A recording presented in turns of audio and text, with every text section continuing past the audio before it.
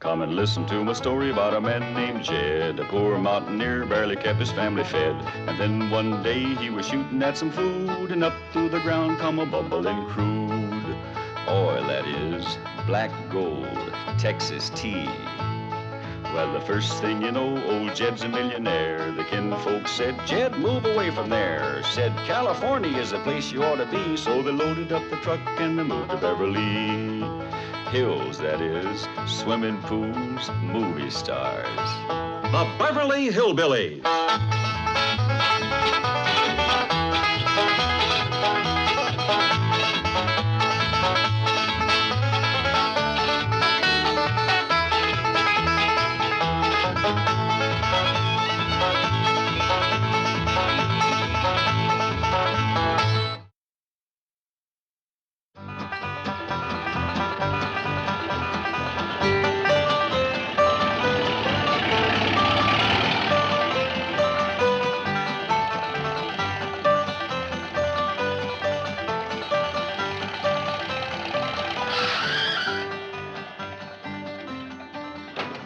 You wait here. I'll go and see Mr. Drysdale.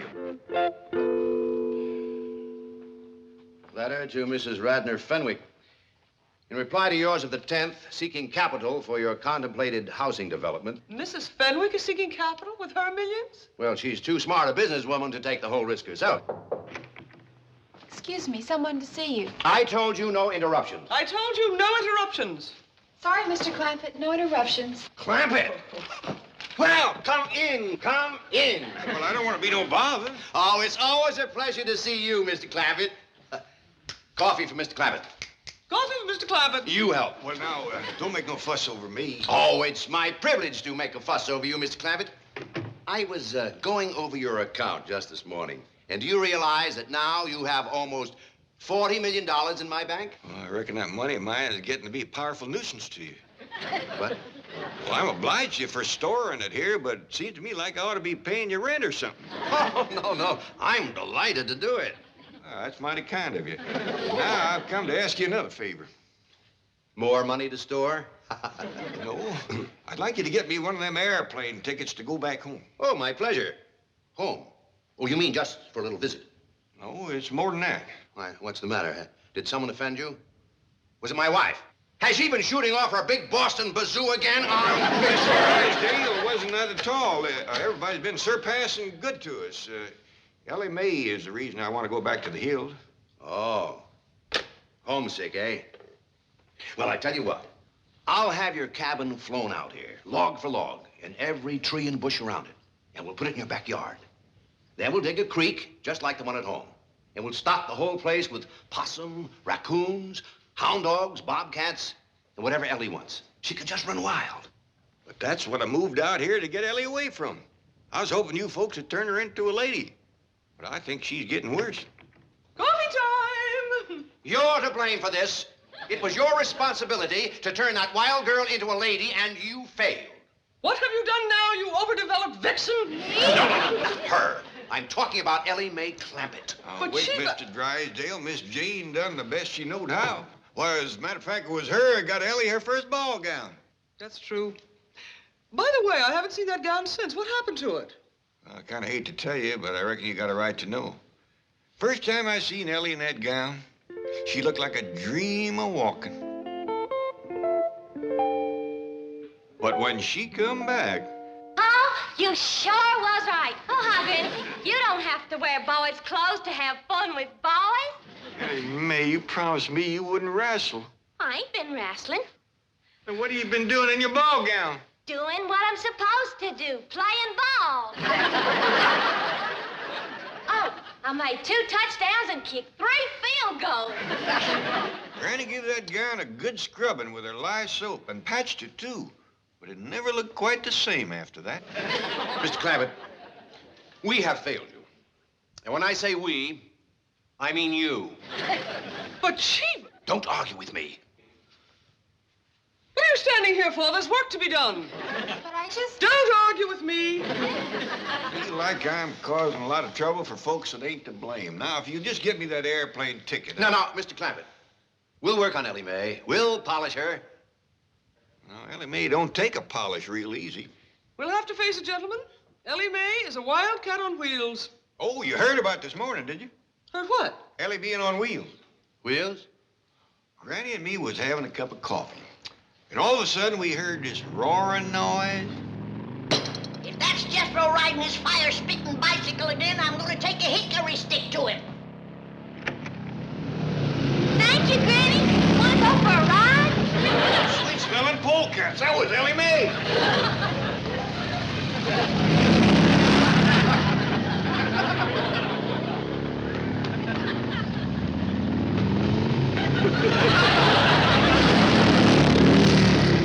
Shut that door, Jed. I'll cut through this way and snatch her off that contraption and paddle her riches. Granny, carry him away! No, I won't!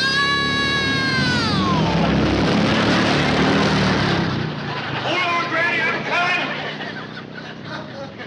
I never would have caught her if she hadn't rode that thing into the cement pond. Oh, poor Granny. When I pulled her out, she was madder than a wet hen. Wetter, too.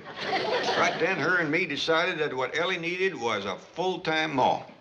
You mean you're getting married? Oh, I got to, for Ellie's sake. That's the reason I need that airplane ticket. I'm fixing to go home and court myself a hill woman. Well, how about a Beverly Hill woman?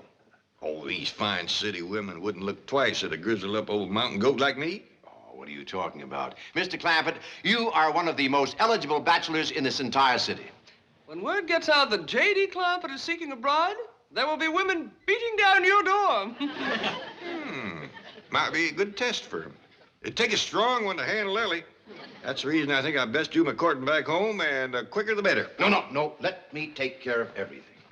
I guarantee I will find the woman right here in Beverly Hills. And today. Well, that's mighty nice of you. My pleasure. Thank you. Chief, I am as eager as you to find Mr. Clampett a mate locally. But should you have guaranteed to find him one today? I'm not worried. Beside me, stalwart and true as always, I have the finest secretary in the world. Thank you, Chief. A loyal and dedicated girl to whom responsibility is a sacred word. A girl who will never fail me when duty calls. Thank you, Chief. You'll make Jed Clampett a fine wife. You. But, Chief, I promised to Jethro. Oh? Who promised you? Me, I. Excuse me, Mr. Drysdale. Hey, what about her? Oh, she's too young for Mr. Clampett. I mean for Jethro. You're for Mr. Clampett. What is it, Janet? The guard downstairs just phoned to say that Mrs. Radnor Fenwick is on her way up to see you. Oh, yes. It must be about that new housing development. Hey, wait a minute. She's a widow. Chief, Mrs. Fenwick and Mr. Clampett have absolutely nothing in common. Are you kidding? They've got $100 million in common. And if I can get them together, I can have it all right here in my bed. I'm looking for the office of the president. Mr. Pyersdale or Scarsdale or something. Welcome. Oh, you're Mr. Flysdale. At your service, madam. Very well, Beasley. Bring in the maps and the blueprints. Let me take your money. Mink. Hey, Granny, can I ask you a favor? What is it? Next time you ride my sickle, will you please not leave it at the bottom of the cement pond? I pretty near drowned trying to get that thing started down there. I didn't run it into the cement pond on purpose, you darn... What is that? Well, this here's some of that store-bought courting candy I fetched for Uncle Jed. Praise be. The quicker he gets home and courts a good stout woman to tame that daughter of his'n, the better. Well, I think he's fixing to do his courting out here. Beverly Hills? A city woman? I think so. He's upstairs right now putting on his courting clothes, and he sent Elly Mae out to pick him some posies.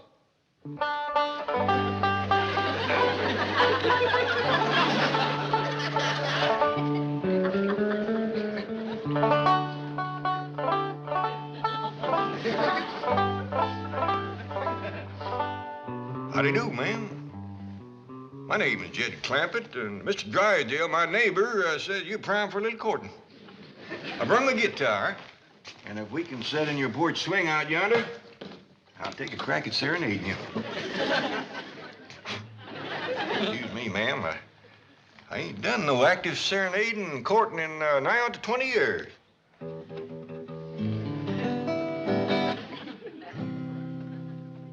Oh, my darling, oh, my darling, oh, my Jed? darling.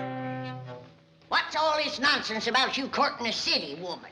Well, it was Mr. Drysdale's idea. Well, it ain't worth shucks. City women is spoiled rotten. Mr. Drysdale's gonna cull through a bunch of them and trot out the best of the lot. All they think about is smearing themselves with beauty grease, fancy-smelling renderings.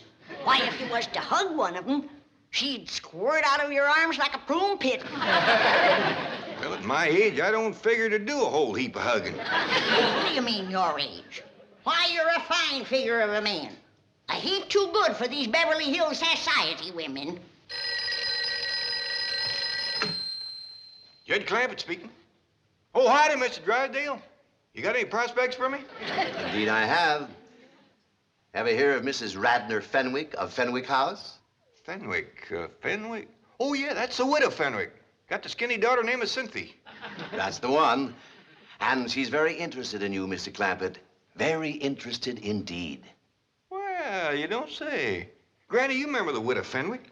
Yeah, and you ain't gonna get no dowry out of her. She's poor as a church mouse.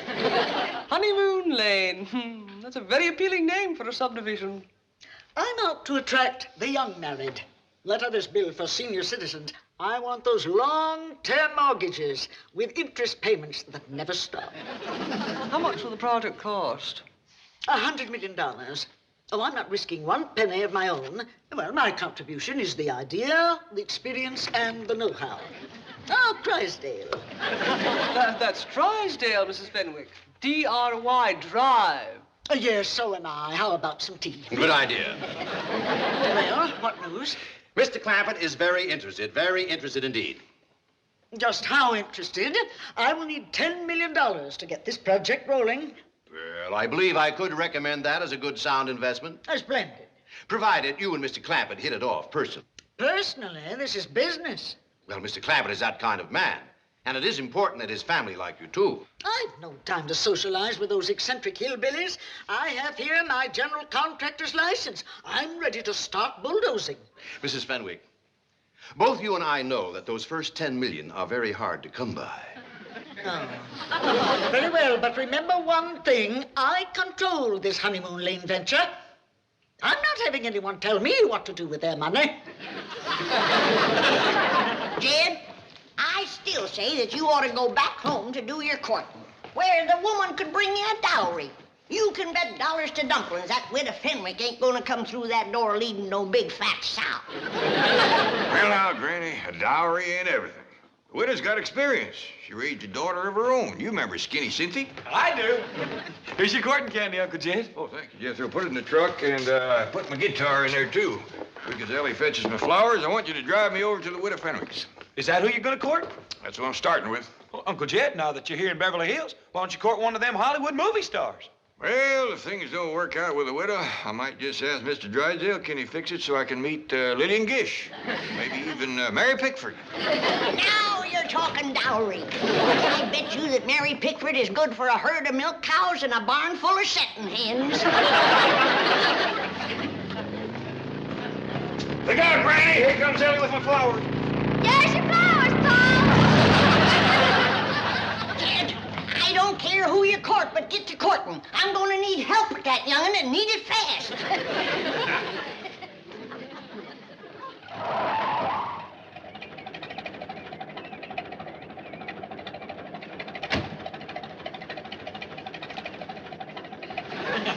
How come you're wearing that?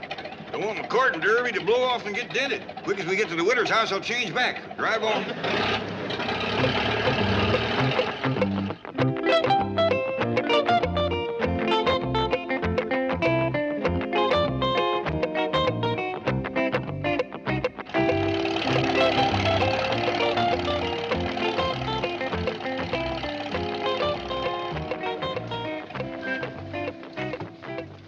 Appears like they still living in this little house. Still got the name on it, big as life. Yeah, poor but proud. Hey, Uncle Jed, I got an idea. How about me going inside with you and courting Cynthia while you court the widow? I don't hardly think there's room in that little house to do double courting, Jethro. I'll tell you what. You come in and say howdy, and then take Cynthia for a walk. leaving the widow and me alone. I get you on. You want to do some sparking, huh? Widow Fenwick? Anybody home? Widow?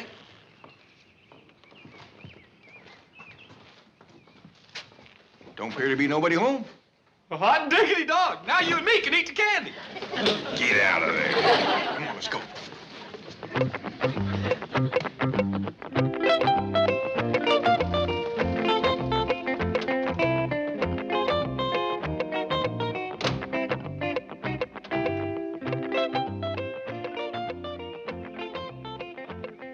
Do you wish the mink, madam?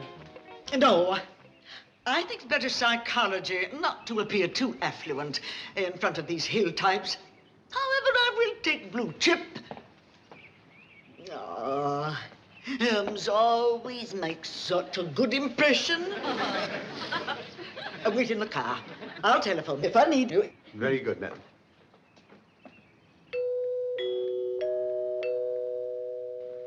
By dingies, it's coming out of the ceiling and the walls and every place. Somebody always comes to the door when that music plays. I reckon that's what brings them in. They hear it playing out on the street. Want me to go see who it is? I'll do it.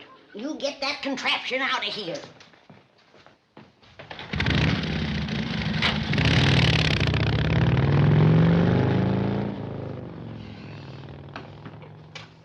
Well, Widow Fenwick, come in. How do you do?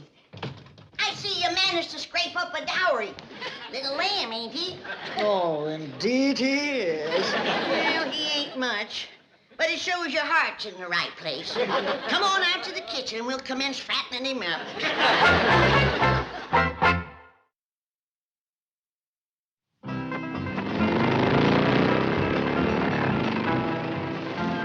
Hey, Elly, you bring my sickle back here. Now, quieten down, Jethro. Looks like we got company.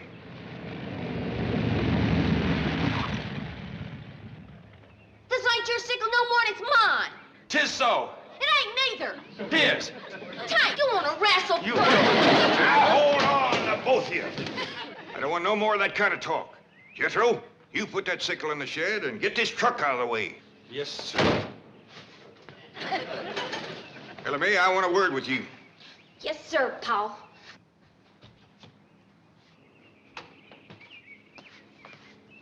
I'm fixing to court you a all. Not bad. Is that why the widow Fenwick done come over? She here? Sure is. Mr. Beasley yonder brung her over in his new car. Beasley, huh? I sure hope Mr. Beasley ain't got first call on the widow. Wouldn't want to be grazing in another man's pasture. Especially him being a soldier in uniform. Oh, splendid you've returned. Howdy, widow. I reckon I was at your place when you was coming over here. Well, we're together at last, and now we can make up for lost time. Elly, why don't you go out back and see if your granny needs some help? Yes, sir, Paul. Well, widow, seeing as we ain't at your house and we's over here, you mind stepping into my parlor? The sooner we get down to business, the better. Sure don't beat around the bush, man. Mr. Clampett, may I ask you a question? Yes, ma'am. Your banker tells me you're worth $40 million. Well, that's what I hear, give or take a few million. Why do you drive around in that truck and dress as you do and eat grits and hog jowls? Well, the way I look at it, widow, if you got it, spend it.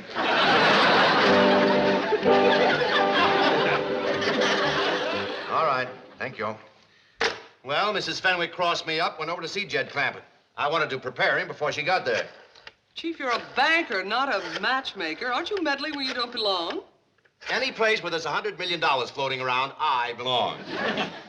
Oh, hello, Granny. Milburn Drysdale. Yes, may I speak to Mr. Clampett, please? No, you can't. He's in the parlor fixing to spark the widow. Bye. Well, I've heard of skin the cat, spin the bottle, but what is spark the widow? Spark the widow! You see, it's already working. Now, who says I'm not a matchmaker, eh? Come on, let's get over there and help. I smell money.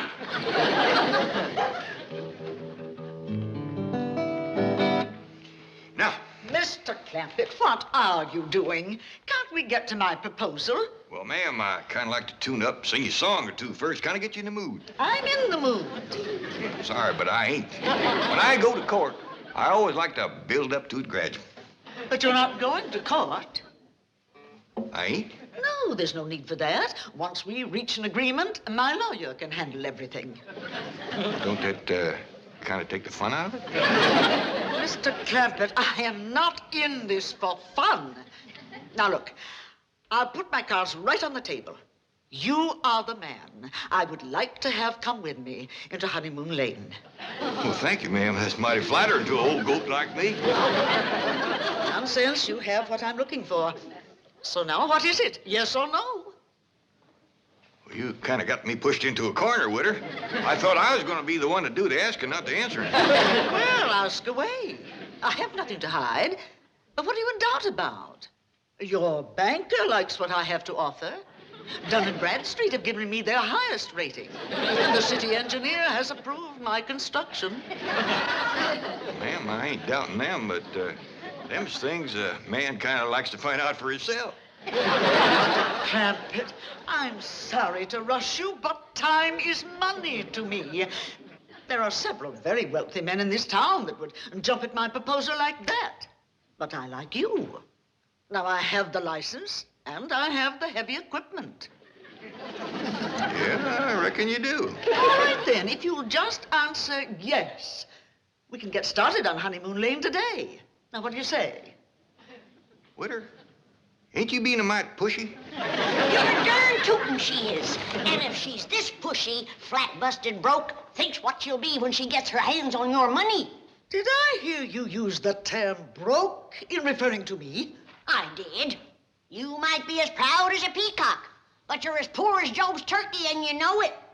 My dear, quaint little woman, I am Mrs. Radnor Fenwick of Fenwick House. That home alone cost me $3 million. For that little place? Witter, you got slicker. Look out! I can't stop! Elly Mae, you have done ruined that door. I told you to leave that thing out in the shed. No, you didn't, Pa. You just told Jethro to put it there. Witter, I know you ain't one to beat around the bush, and I'm going to speak plain myself. That young'un of mine's going to take a heap of taming. Are you willing? Are you kidding? That'll be your job if and when you're her ma. That I'm what? Hop on, Ma, and I'll take you for a ride. Now, hold on. The widow ain't your ma unless we get proper married. Married? You and me? Well, I don't hardly think we can get to Honeymoon Lane without it. Mr. Clampett, I once said I would do anything for enough money. I now retract that statement. I wonder what you meant by that.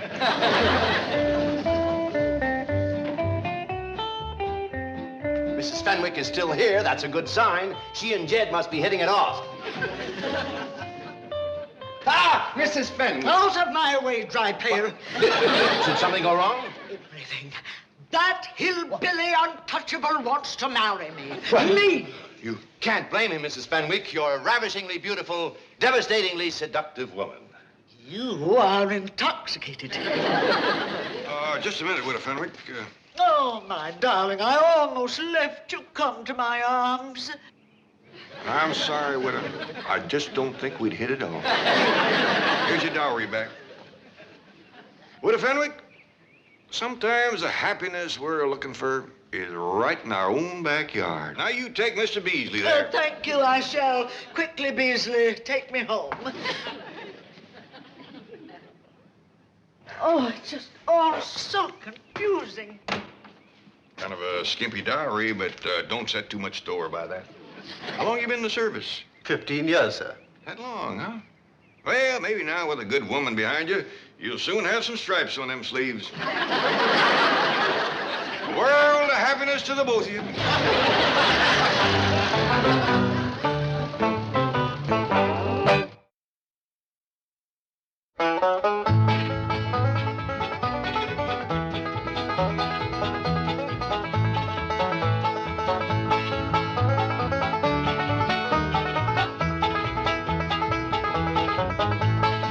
Now it's time to say goodbye to Jed and all his kin.